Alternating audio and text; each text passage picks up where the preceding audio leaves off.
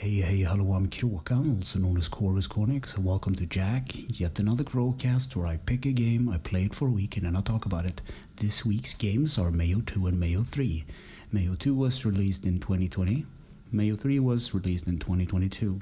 Developed by Green Lava Studios and also published by the same company. And also there will be spoilers up ahead, just so you know, but first a little backstory. So I played My Name is Mayo about a year ago, and I figured there has to be more games in this kind of genre, and it turns out there are two more of these games currently, and that's 2 and 3.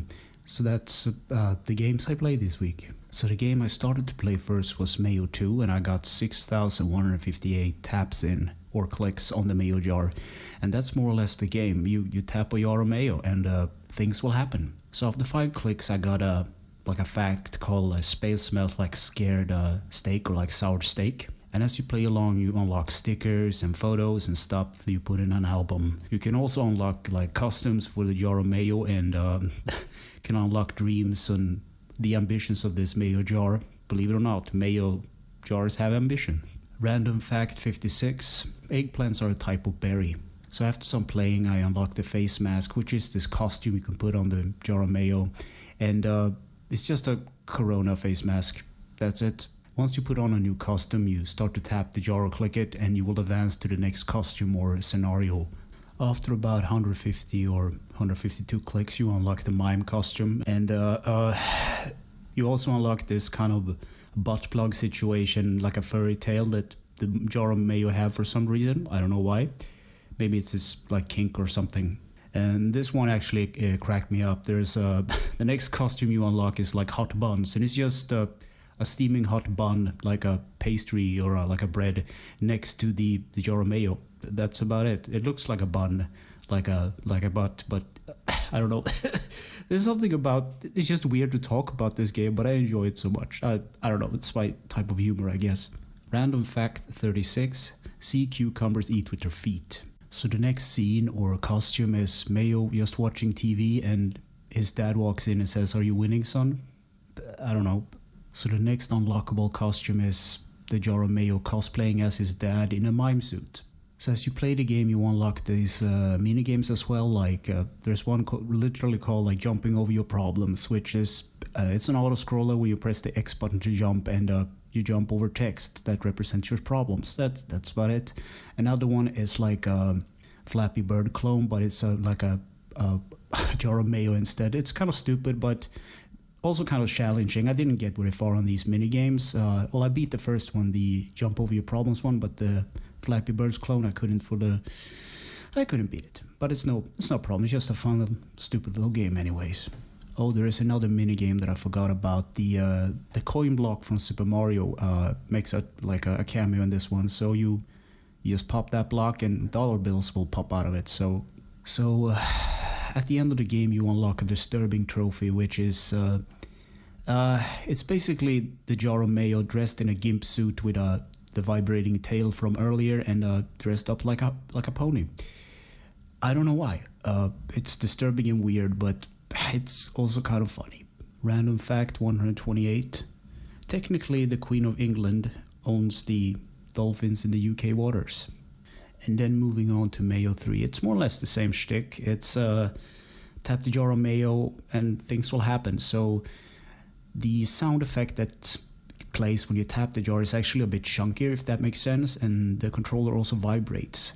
The transitioning scenes are very weird and trippy. There's like a disco theme going on, and after a while you just want to skip every one of them. So what happens is you tap the jar of Mayo a couple of times, and this annoying like cutscene pops up, and you have to skip it, and you have to check your like albums and stickers, what you got, and progress the story. So there's like this weird story mode in this where you're on like an acid trip, and it gets really weird.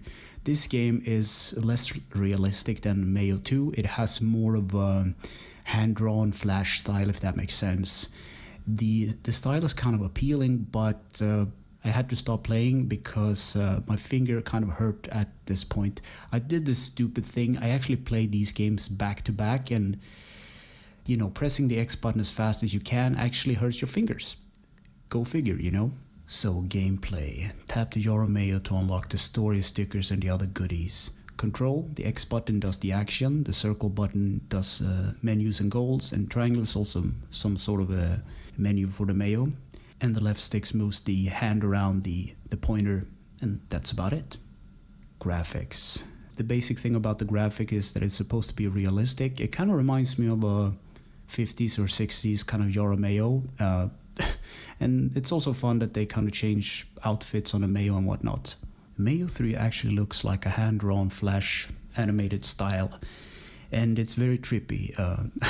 So it has like, imagine if you like have a realistic kind of jar of mayo or whatever object, a glass or something, but it's like drawn over with like a flash filter or something.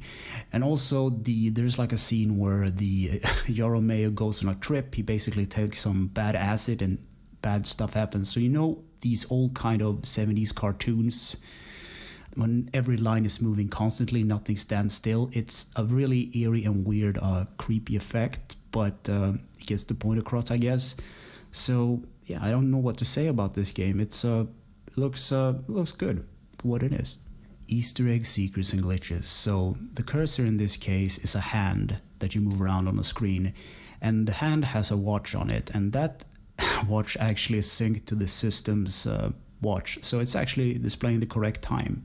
Kind of a little fun little Easter egg. And in the options menu you can, oh it's so stupid, you can change some effects. So you can put on dark mode and you can literally not see anything. There is also another mode that's impossible, and it removes the jar of mayo so you can't click on it. It's so stupid. And then there's just this thing called explosion, and it's what it is. Instead of a tapping sound, it explodes every time you click something. And there's also this effect with, I think it's a dog mode or something. You replace the hand with like a dog paw instead. Stupid, but funny. In conclusion, I wrote, yes, try it if you're curious. So both of these games are very short and they're fun. I like the humor is right up my alley. I like the random facts. On the negative end, this game is just about clicking a jar of mayo. That's about it. So I did a stupid thing, as I said before this week. I played the games back to back, and after a while my fingers start to hurt and cramp up.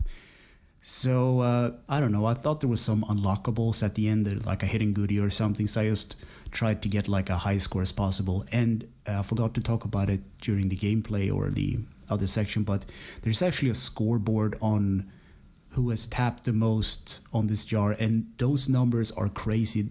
I don't know, there's no point in being number one because it's just sad, I guess. But I mean, if you're curious, go for these games, I guess. They're relatively cheap on the store, and fun humor, some funny distraction in your ordinary life, I guess.